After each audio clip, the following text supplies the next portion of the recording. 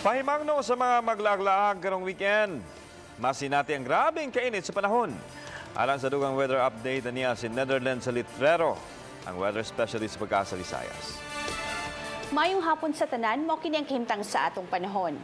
Easterlies ang padayon na nakaapekto sa tibok Visayas, Mindanao ug Southern Luzon, samtang ang hangin gikan sa amihan ng silangan ang padayon gihapon na nakaapekto sa tumuing bahin sa Northern Luzon.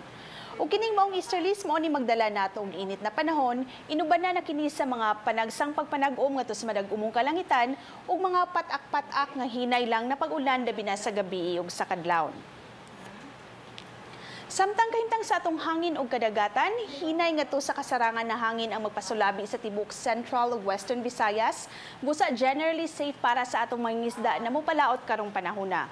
Pero diri sa may Eastern Visayas, mas mabinantayan ang mga mangingisda tungod kay kasarangan ngadto sa panagsang kusog na paghuros sa hangin ang magpasulabi ug ang kadagatan kasarangan ngadto sa may pagkabaluron.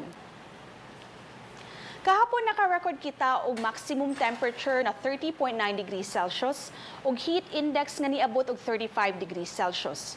Ug para sa atong temperature forecast, ang Metro Cebu magsukad gikan sa 25 ngadto na sa 30 degrees centigrado, samtang diri sa Bohol ug Dumaguete City 24 to 31 degrees Celsius.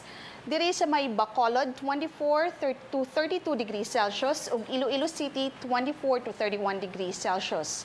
Samtang diri sa Aguiwan Eastern Samar 23 to 31 degrees Celsius, Southern Leyte 23 to 31 degrees Celsius ug Tacloban City 24 to 32 degrees Celsius.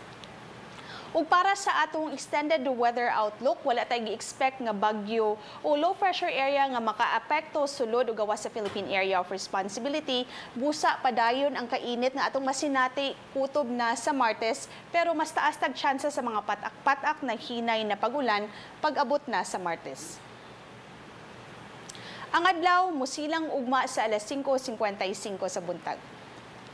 Dinhi na lang kutob alang sa dugang na impormasyon, bisita ang among social media accounts sa Twitter, Facebook ug YouTube ug ang among website sa bagong.pagasa.dost.gov.ph.